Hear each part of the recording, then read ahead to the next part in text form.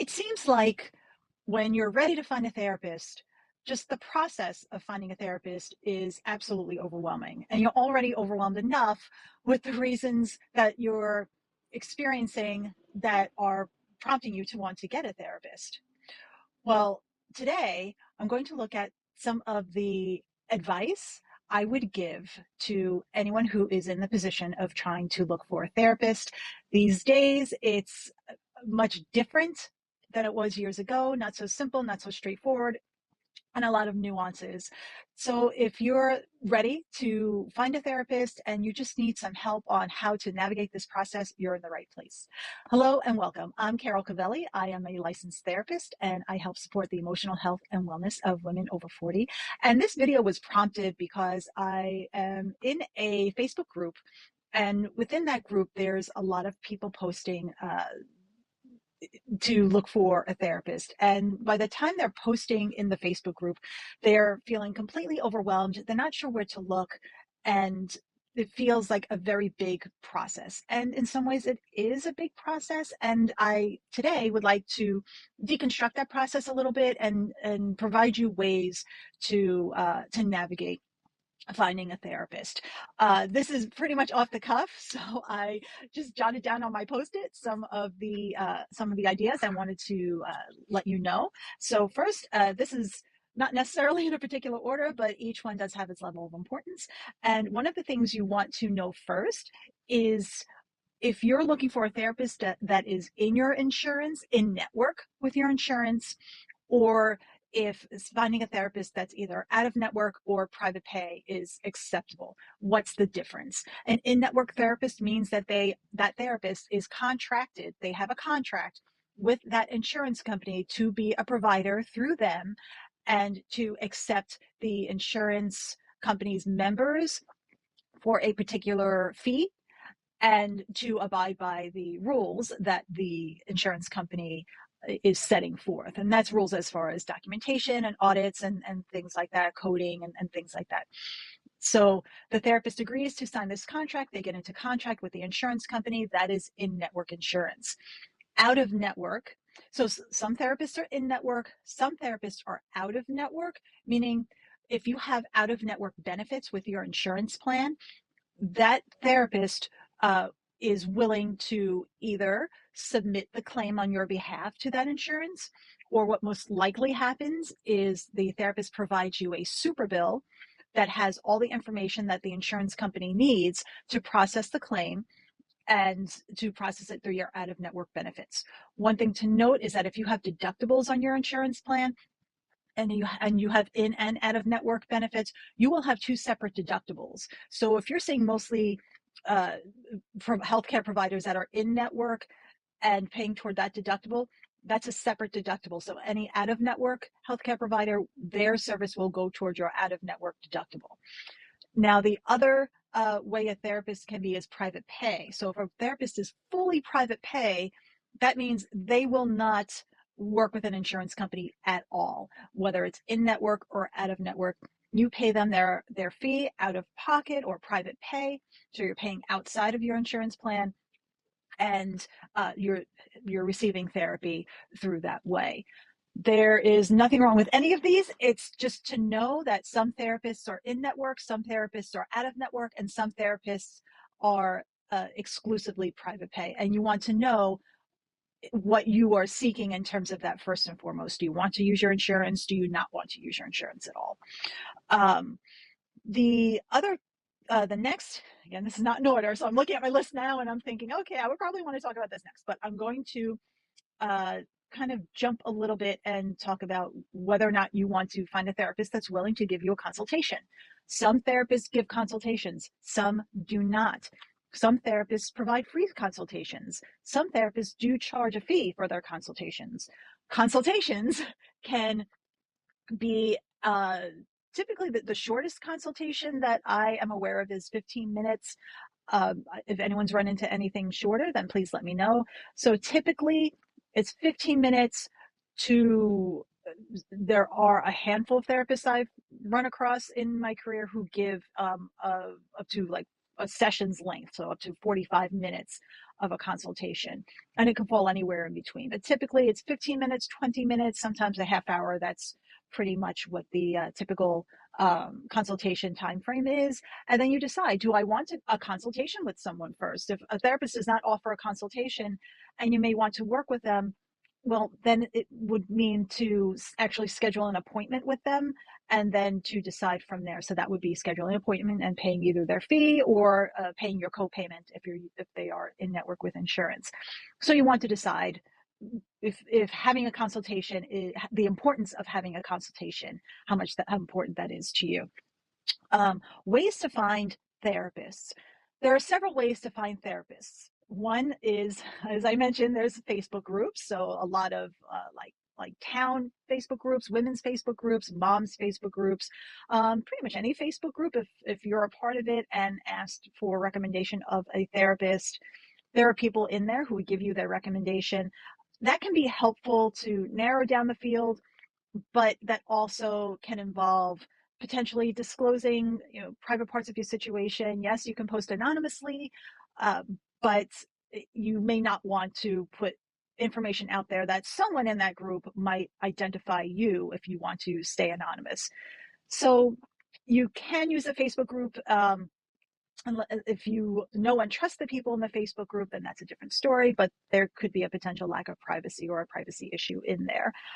But again, I have found that people have found that helpful. And sometimes there are a lot of therapists within the Facebook group, so they're happy to put their information there and say, yes, I can definitely help you, or give me a call, let's talk a little bit further.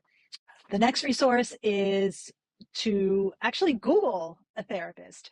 And what you can find when you Google a therapist is lots of therapists. Or if you Google the problem that you might be having, or if you are looking for a therapist to help with substance abuse, or a therapist to help with anxiety, or a therapist to help with depression, you'll get a large sampling of therapists.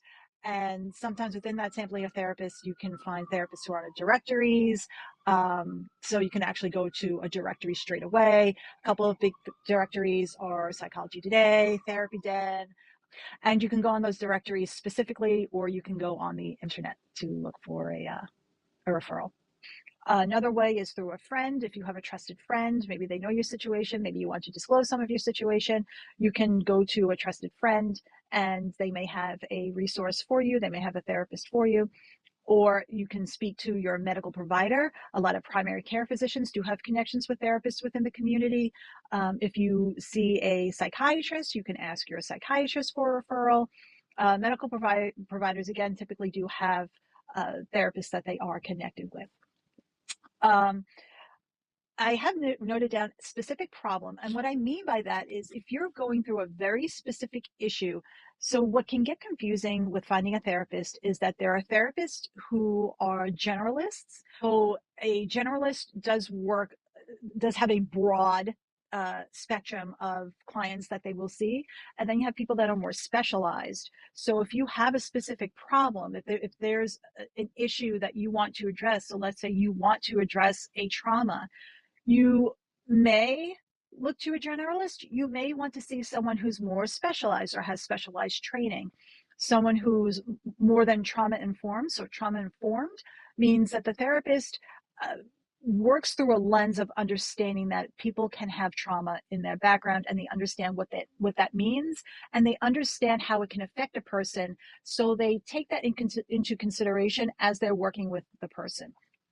Now that's trauma informed. And then someone who's trauma trained has actual training in trauma, in approaches in therapy to work with people who have experienced trauma. Some are specialists that work with trauma that occurs in the present day.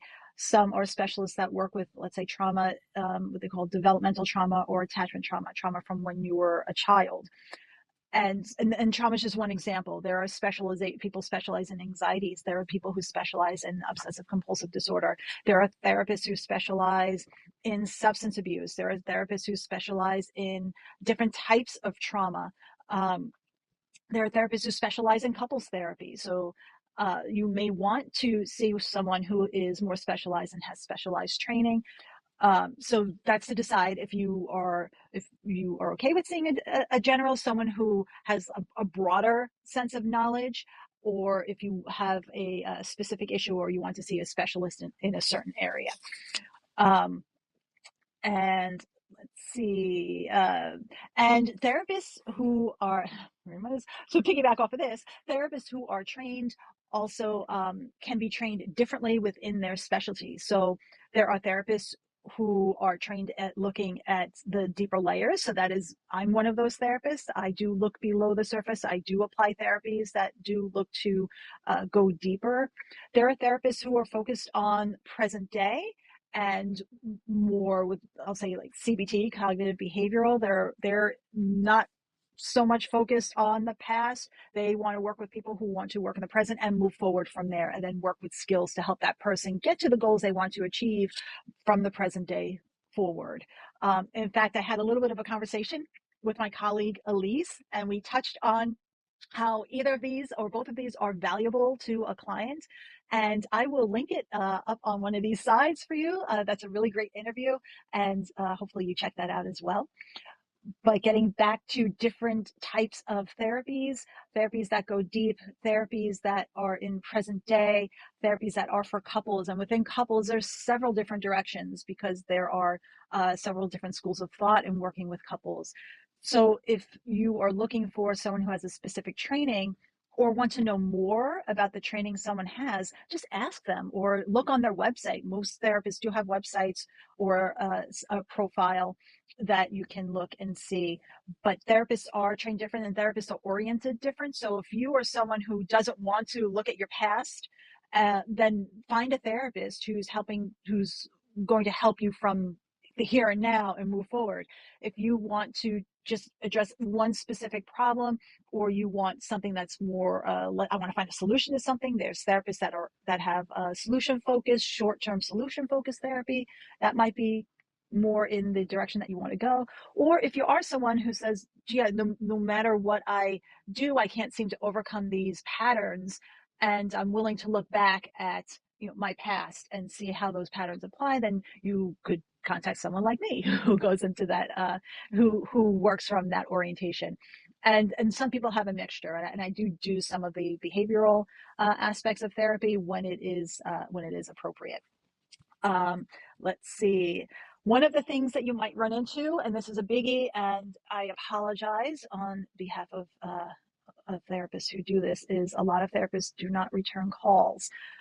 So your search for a therapist could be fraught with putting out several messages and then not hearing back, or sending emails and not hearing back. And for that, I greatly apologize. I understand sometimes therapists do get super busy. They're juggling a lot. They're also running a business, which I'll get into in a moment. But I do apologize for when that does happen, and it is an unfortunate part of the search process. So you may have to put a lot of feelers out before someone returns a call or an email, unfortunately. And I'll say the last thing I'm going to touch on is, because it's a biggie, different therapists have different policies, different approaches, and they run their practices differently. So if you're seeing a therapist in private practice, that private practice is a business. That is the therapist's livelihood. That is how they earn money to support their families, how they put food on the table. And because it's an individual business, therapists will run their businesses differently. There's overlap, but it's not cohesive. If you speak with one therapist and they tell you they have certain policies in regards to cancellation, and you speak to another therapist, they may not have the same policy, and that's something that you want to be aware of. So if you're talking to a therapist, like you're searching for a therapist and you're having a couple of consultations, most of the time a therapist will review some of the basic policies, at least in the consultation, at least as far as cancellation. Some don't, but you want to ask at least what their cancellation policy is. Some therapists have a 24-hour cancellation policy, some have 48, some have 72-hour cancellation policy, which means if you cancel within 72 hours, 24, 48, 72 hours, they will charge you for that session. You want to find out what a therapist's policies are. You want to find out if they work solely online, if they work in person, if they work in a hybrid. Um, you want to know what their policy is as far as raising their fee. Some therapists raise their fee annually, some are not as consistent as annually. So you want to find out as much of their policies as possible. Uh, just another note that you also want to find out what their hours are. And some therapists work in the evening, some don't. Some work in the early morning, some don't. Some work weekends and some don't. So, along with their policies and their cancellation policy, you want to find out the hours that they work to make sure that it works for you.